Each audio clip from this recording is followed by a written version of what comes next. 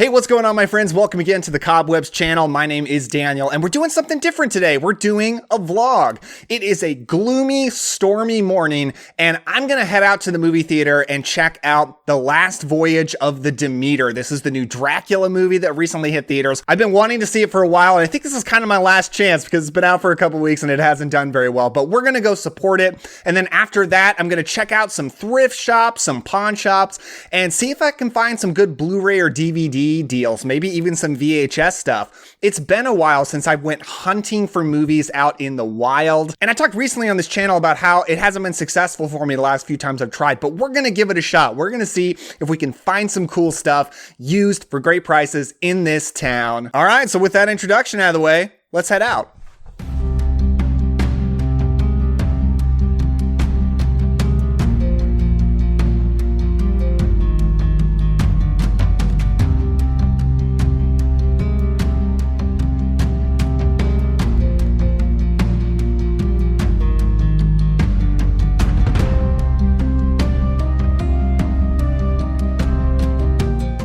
All right, everyone, we are here at my local Regal theater. Not super psyched that I'm at Regal, actually. I'm not a big fan of Regal. There's another theater in my town I like a lot better, but they are not playing The Last Voyage of the Demeter anymore because this movie has not been successful, and because it's like its third week of release, it's barely still in theaters anymore. I'm kind of expecting to be the only person in there, which I'm honestly hoping, because then it'll be easier to film a little bit, really take you guys in on the experience of going to see this movie. I'm very excited about this movie. I've said it before, I'll say it again. Dracula is my favorite fictional character of all time. And I'm a big fan of the director as well. This movie's directed by Andre Oberdahl, who he directed The Autopsy of Jane Doe, which I haven't seen in forever and didn't have a great experience the first time because of external factors, so I need to see it again. But he directed Scary Stories to Tell in the Dark, which I am a big fan of. So I'm really excited to see his follow-up movie. And I can't believe I'm wearing a jacket right now because it's honestly been very hot where I live lately. Crazy, crazy hot. But the weather changed dramatically today, and it's a lot cooler. It's not quite cool enough to wear a jacket. I'm wearing a jacket because it's raining. It's actually been pouring rain, and it calmed down a little bit by now, which I'm really glad about. This was not in the forecast, so I didn't know this was going to be a rainy day vlog, but it is, and I'm kind of excited about it. Yeah, so let's head on into the theater and check out this movie. We're about 8 minutes from showtime. Let's get going.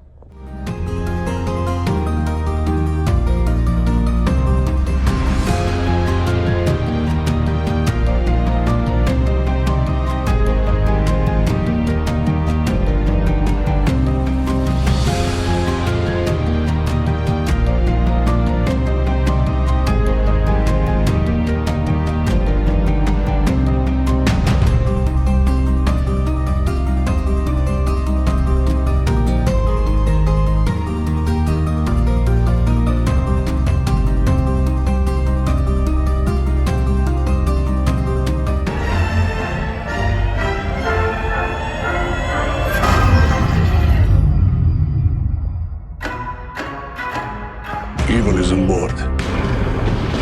Powerful evil. We call him Dracula.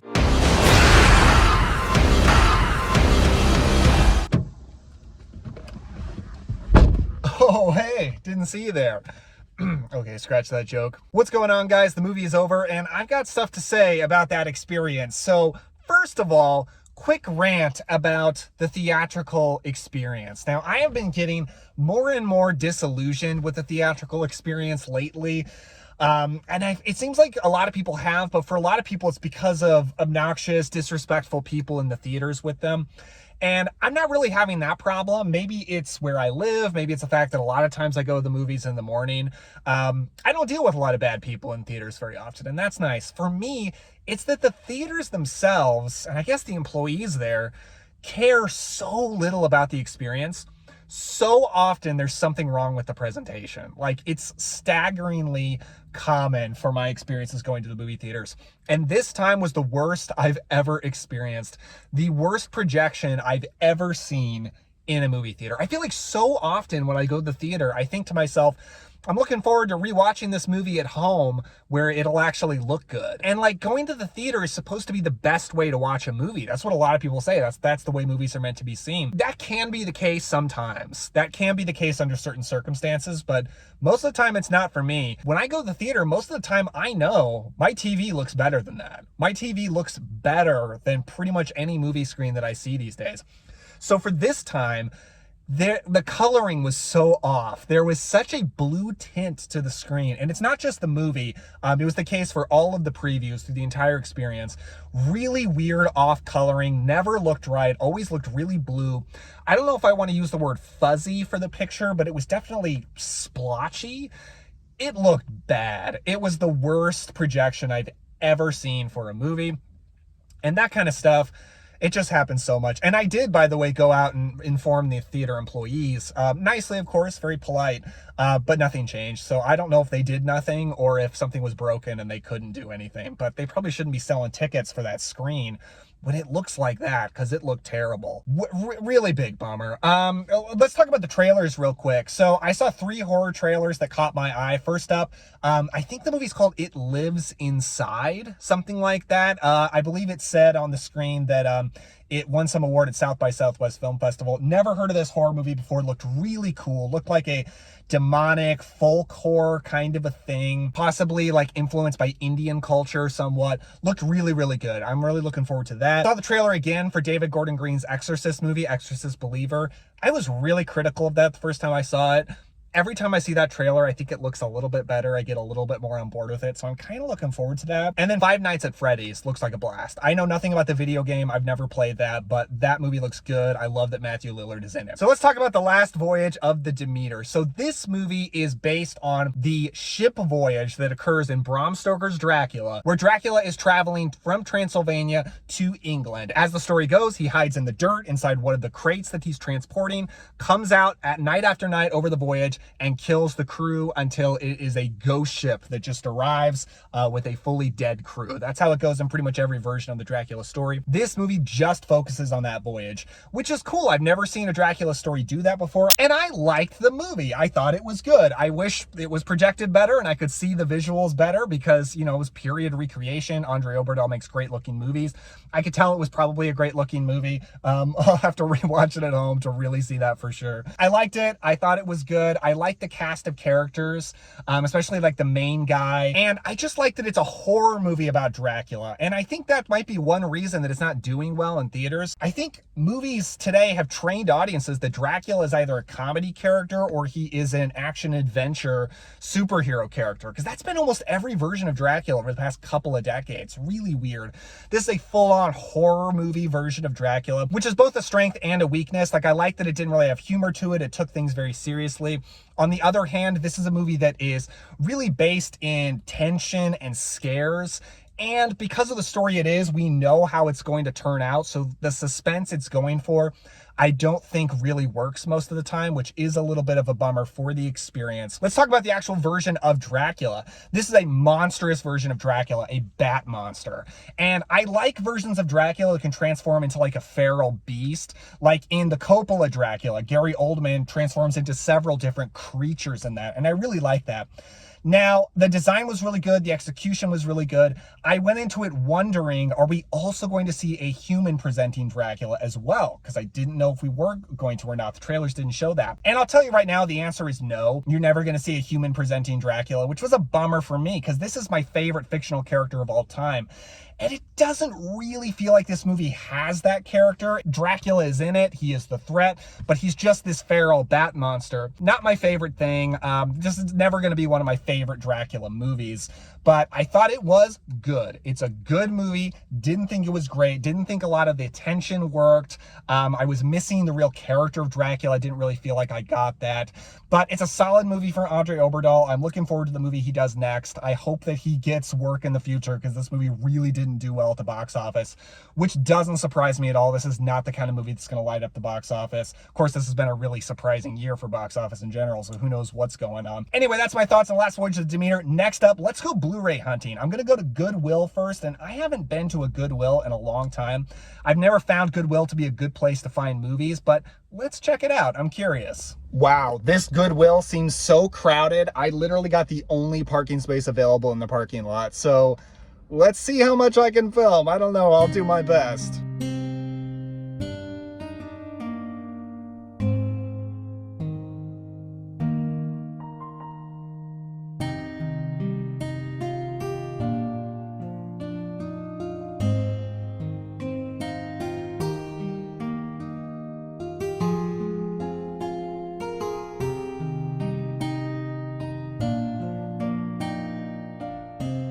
Okay, well, that was a 100% bust. So crowded, so hard to film. Insane. Let's see, they had 2 Blu-rays, The Simpsons movie and Grown Ups. A lot of DVDs, nothing I wanted. They had Robin Hood, Prince of Thieves on VHS, which was pretty cool, but I actually already have that. For the best that I didn't find anything, though, because the line to check out was super long. Anyway, let's go check out some pawn shops. Okay, I am here at Family Pawn, and it looks to be a lot less crowded than Goodwill, so hopefully I can get a little bit more footage in there. What am I looking for? Nothing really. I just haven't been Blu-ray hunting in the wild in so long. I wanted to give it a try, see what I can find. I'm just hoping to find something I kind of want for a cheap price, so let's see how it goes.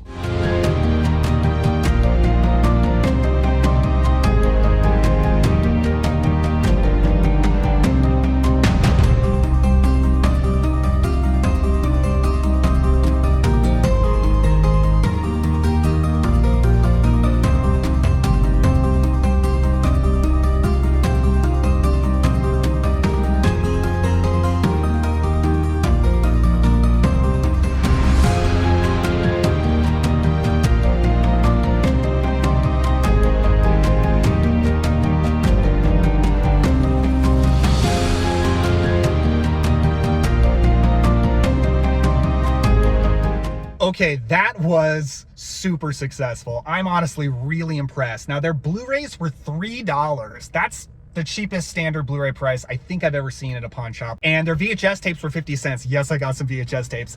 So let me show you what I got. For $20 total, I paid $20 for everything here. First of all, E.T. Yes, I actually did not own E.T. before. I know that's crazy. This isn't one of my favorite 80s movies. I didn't love this movie growing up, but I definitely like this movie. I've actually been wanting to rewatch it recently, just didn't own it. I know some people will say I should hold out for the 4K, but come on, money can be tight, and 4K prices versus $3 for the Blu-ray. I think I'm fine with the Blu-ray. Really excited to finally own this movie. Next up, War for the Planet of the Apes. Now, this is the 3rd movie in that recent Planet of the Apes trilogy. I've owned Rise of the Planet of the Apes and Dawn of the Planet of the Apes for many years. Never did buy War. Liked it in the theaters, didn't love it. I think that's why I never bought it. But the 4K for $3, I'll definitely revisit this one of these days because I overall love the whole Planet of the Apes series. And other than the Tim Burton one, this is the only one I didn't own. So excited to finally own this movie and rewatch it in 4K.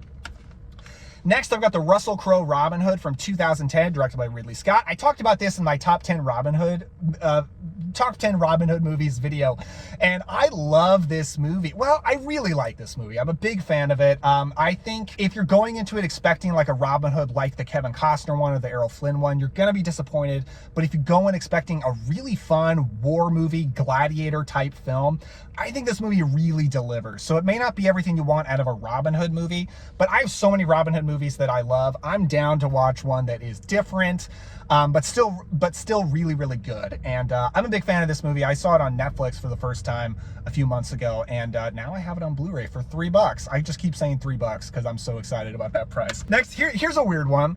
Red Riding Hood. This came out in the 2000s, 2010s or so, in the wake of Twilight. It's actually directed by Catherine Hardwicke, who directed the first Twilight. And I think when it came out, the gut reaction was, oh, that's garbage, that's gonna be terrible. It's like those Twilight movies, stay away from it. But now that, you know, me and most culture at large, we don't care about how bad the Twilight movies are, or not bad, or just camp fun, whatever. I don't care about that. The fact is, this is a dark fantasy fairy tale type movie, starring Amanda Seyfried, who I actually really like. Who else is in this movie? Gary Oldman, Billy Burke, Julie Christie, pretty good cast in this thing. And I'm just down for a dark fantasy fairy tale. I've been like kind of interested in watching this for a little while, so now I have it on Blu-ray. Next up, Shoot 'Em Up. Now this came out in the 2000s when I was a kid, and I remember seeing trailers for it, TV clips on TV, and thinking it looked cool, wanting to see it, but it was way too violent for me at that time, and I never got around to it as an adult. So I'm finally going to see Shoot 'Em Up, a crazy, campy, I've heard, action movie starring Clive Owen and Monica Bellucci and Paul Giamatti. That's a pretty great trio right there. So Shoot 'Em Up, really looking forward to this. Okay, you guys should be proud of me. While I was talking there, some people got into their car next to me and I didn't stop filming. I don't think I'm very good at this vlog thing because I get really uncomfortable about filming when people are around, even when I'm not talking and I'm just showing you B footage. If people are around, I'm super uncomfortable. I don't know why. Maybe I'm gonna have to work myself up to being better at vlogging. Let me tell you about my VHS tapes I got. I got 7 and they were 50 cents a piece. A League of Their Own. Yeah, I like collecting VHS tapes, if you didn't know, because I have this built-in shelf in my basement that fits them perfectly, and I think it's just like it's a good decoration. So I really just use them for decoration, but it's fun retro nostalgia. So I got League of Their Own, which is one of my favorite baseball movies of all time. And then I got Trading Places, really fun 80s comedy with Eddie Murphy and Dan Aykroyd. I love this movie. The Outlaw Josie Wales, Clint Eastwood Western classic. It actually takes place in Missouri too, which is my state. So yeah, shout out. And Buck and the Preacher. I couldn't believe it that I found this because I have this on the Criterion Blu-ray. I've talked about it a lot. I love it so much. It's an amazing 70s Western starring and directed by Sidney Poitier and co-starring Harry Belafonte, giving one of my favorite supporting performances of all time. I can't believe I own this on VHS. I just think this is one of the coolest things I've like ever bought. This is amazing. Cutthroat Island, 90s swashbuckler, pirate swashbuckler. I really enjoy this movie. It's a notorious bomb, but as a swashbuckling pirate adventure, I really enjoy it. The 90s was a good time for the swashbuckler resurgence. This is actually coming out on 4K very soon, if it didn't already. Did it come out on 4K? Anyway, I need to buy it. And then I got Rocky. They had pretty much all the Rocky movies. I just didn't want to fill up my shelf too much with Rocky movies because I'm not like a super fan of the series, but the first Rocky's amazing, and I liked the sequels as a kid. I need to revisit them. But yeah, glad to have Rocky. And then, oh man, La Pièce de Résistance. Is that how it's said? I have no idea. I really shouldn't try to speak other languages. Is Dracula. Bram Stoker's Dracula. Yep, Dracula, kind of a theme of this video. So amazing that I found this. This is one of my favorite movies of all time. Incredible telling of Bram Stoker's Dracula. And I can't believe I own this on VHS, but I'm so happy. Horror VHSs are not easy to find in the wild because it's by far the most popular genre to collect on VHS. So this is pretty amazing.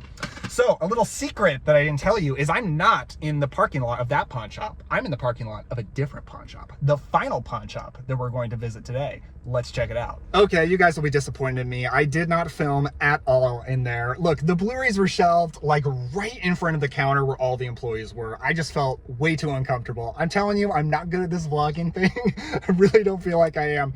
But it was okay. It was not as successful as the last pawn shop, but decent. The good news is the Blu-rays were even cheaper. They were $2 a piece. But the VHSs were $1 a piece, which I feel like is a little overpriced for VHS, but I got good stuff, so it's okay. The selection was definitely worse, but this is almost more like a haul for my wife. I got stuff more so for her than for myself, so I'll show you quickly. The Last Song, this is a Nicholas Sparks adaptation with Miley Cyrus. I've never seen this, but this seems to be like my wife's favorite movie to watch when she's home alone at night and I'm out somewhere. So she always streams it, but hey, now she can own it on Blu-ray. I don't know if she cares about that, but in case it's not on Netflix or something. And then I got A Bad Mom's Christmas because I actually saw this in the theater with my wife and I kind of enjoyed it. It's not bad. It's total Christmas fluff that's kind of funny, but she rewatches it every Christmas now. I don't necessarily always watch it with her, but now she can own it on Blu-ray. And then I got The Change Up, which I've never seen. I don't think my wife has either, but this is exactly the kind of movie we would probably enjoy watching together. Just like a goofy, raunchy comedy starring Jason Bateman and Ryan Reynolds, who we both like them quite a bit, especially she loves Ryan Reynolds. Can you blame her? So yeah, I think we'll watch that in like a at-home date night or something like that. And then I got Snow White and the Huntsman. I've never been interested in watching this, but when I was talking about Little Red Riding Hood, or I think it's just called Red Riding Hood, I kind of talked myself up for like, I want to watch more dark fantasy fairy tale stuff. And that's exactly what this is. So I saw it there and I was like, well, I guess if I'm going to watch Red Riding Hood, I'll watch this too. So I got Snow White and the Huntsman. Let's see if it's any good. I'm curious. That's it for the Blu-rays. For the VHSs, like I said, these were $1 a piece. Pretty darn cool stuff. I found Raiders of the Lost Ark, guys. Raiders of the Lost Ark. Amazing. Another Spielberg movie. My favorite Indiana Jones movie. Not in the best shape. This is kind of bunched up, but I think I can fix it up a little bit. And really cool to have that. Then I got a couple of classics. I got Pillow Talk, which is a super fun sex comedy from 1959 with Doris Day and Rock Hudson. Love this movie. And when I was checking out, the woman checking me out said, she said she loved this movie too. So really cool to meet another classic film fan. And I also got Hitchcock's To Catch a Thief, which is not one of my favorite Hitchcocks, I'll tell you right now. I think it's a decent movie. But really, if you have the chance to get Hitchcock on your VHS shelf, you should take it. And very similar covers there, almost kissing, very, very similar. So there you go, guys. I feel like this was a very successful haul. This was a very successful time Blu-ray hunting. I had a great time. Thank you so much for watching. Hope you enjoyed this video. Please let me know in the comments if you enjoyed this video, because I have no idea if people are going to enjoy vlogs on this channel. But let me know if you want me to do more. Really enjoyed going to see that movie and the Blu-ray hunting. Had a great time with y'all. Let me know your thoughts in the comments below. Give a like to support the channel and subscribe if you want to see more videos like this. I've got a video coming very soon on my top classic witch movies. It's kind of an epic video, so make sure you don't miss it. Thank you so much. With all that said, don't forget to enjoy yourself today and have some fun. I'll see you next time.